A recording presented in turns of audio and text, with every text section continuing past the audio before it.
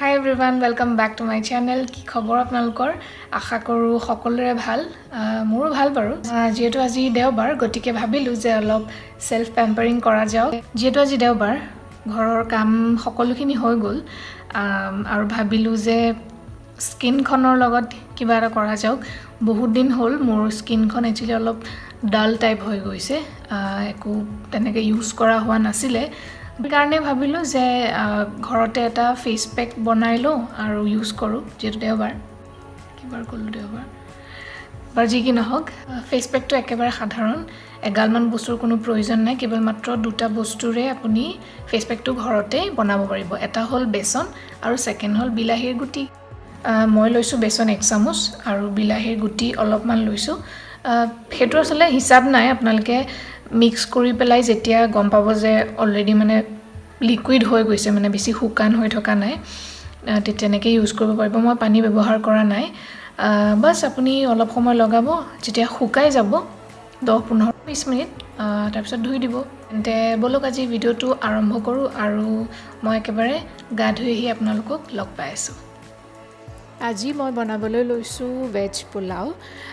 গতিকে মই এতিয়া কেৰাহী পাতি ল'লোঁ তাৰপিছত দিলোঁ অলপমান তেল এয়া মই কাটি লৈছোঁ বিলাহী পিঁয়াজ আৰু আদা নহৰু পেষ্ট আৰু শুকান মছলা কেইটামান লং ইলাইচি ডালচিনি এনেকৈ তাৰপিছত মই তেলখিনি দিয়াৰ পিছত আধা চামুচ বাটাৰ দিলোঁ আৰু লগতে শুকান মছলাকেইটা দি অলপ সময় ভাজি ল'লোঁ তাৰপিছতে মই কাটি লোৱা পিঁয়াজখিনি দি পেলাই অলপ সময় ভাজিম পিঁয়াজখিনি যাতে পিঁয়াজৰ কেঁচা গোন্ধটো আঁতৰি যায় চাব কিন্তু যাতে ফ্লেমটো ল' হৈ থাকে নহ'লে পিঁয়াজখিনি লাগি ধৰিব পাৰে তাৰ লগতে মই দিলোঁ জিৰা কেইটামান আধা চামুচ জিৰা দিলেও হ'ব পিঁয়াজখিনি ভাজি হোৱাৰ পিছতে মই দিলোঁ আদা নহৰুৰ পেষ্ট সেইখিনি অলপ সময় ভাজি লোৱাৰ পিছত দিম বিলাহীখিনি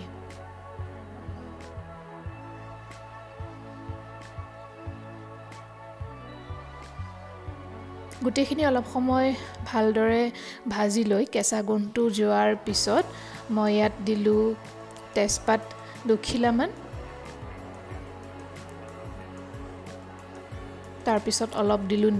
নিমখ মই গোটেইখিনি নাই দিয়া অলপ নিমখ দিছোঁ বাকীখিনি নিমখ মই পিছত দিম এয়া মছলাখিনি অলপ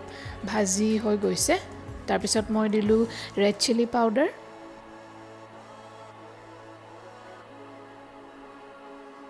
আৰু তাৰপিছত দিলোঁ ধনিয়া পাউডাৰ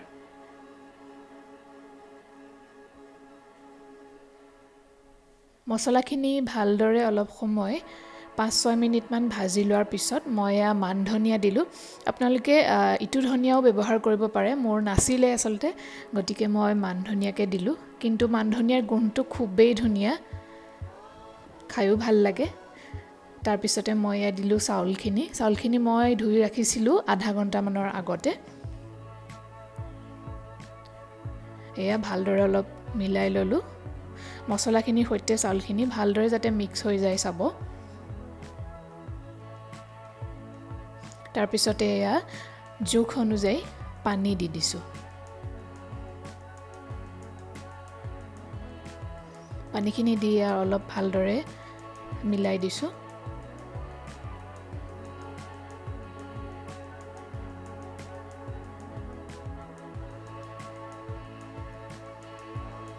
আৰু তাৰপিছত বাকী থকা নিমখখিনি দি দিলোঁ আৰু এতিয়া মই চাউলখিনি সিজিবলৈ ঢাক মাৰি দিম আচলতে মোৰ বাচনটো যিহেতু সৰু হ'ল গতিকে মই সেই চাউলখিনি হোৱাৰ পিছত মই আকৌ বেলেগ এটা পাত্ৰলৈ ট্ৰান্সফাৰ কৰিব লগা হ'ল এয়া অলপমান সিজিছে চাউলখিনি এয়া চাওক মই বেলেগ এটা চচপেন লৈ পেলাই মই চাউলখিনি তালৈ ট্ৰান্সফাৰ কৰি দিলোঁ একেবাৰে সিম্পল ভেজ পোলাও আপোনালোকে অতি সহজতে বনাই খাব পাৰিব বিশেষ তেনেকুৱা একো ইনগ্ৰেডিয়েণ্টছ নাই কেৱল মাত্ৰ এইকেইবিধ বস্তু আৰু veg pulao ready veg pulao খালোঁ বেয়া হোৱা নাছিলে বাৰু আচলতে মই কেইদিনমানৰ কাৰণে অলপ চিকেন বা নন ভেজ অলপ এভয়েড কৰিছোঁ মই যোৱাটো ভিডিঅ'ত মই কৈছিলোঁ যে অকমান পেটটো খেলিমেলি হৈ গৈছিলে কন্টিনিউয়াছলি নন ভেজ খাই থকাৰ কাৰণে গতিকে ভাবিছোঁ যে কেইদিনমানৰ কাৰণে নাখাওঁচোন কিন্তু যিমানেই নহওক সানডে বুলি ক'লে আপোনালোকৰ কেনে হয় নাজানো কিন্তু মোৰ বিশেষকৈ সানডে বুলি ক'লে মানে চিকেন হওক বা ফিছ বা মানে নন ভেজ কিবা এটা আইটেম নাথাকিলে ভাল নালাগে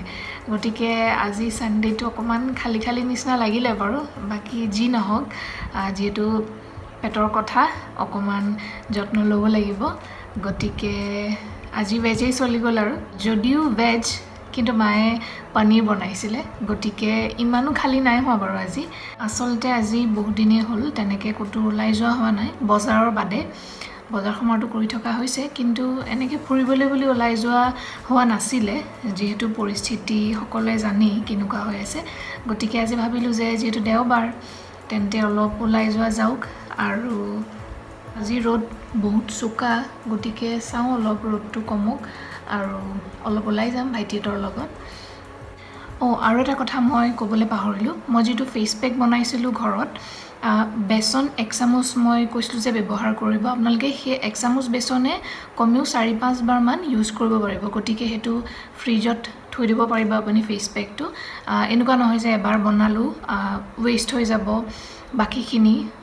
তেনেকুৱা একো কথা নাই গতিকে আপুনি এবাৰ মানে 1 চামুচ বেসন ব্যৱহাৰ কৰি আপুনি 4-5 বাৰ মান ইউজ কৰিব পাৰিব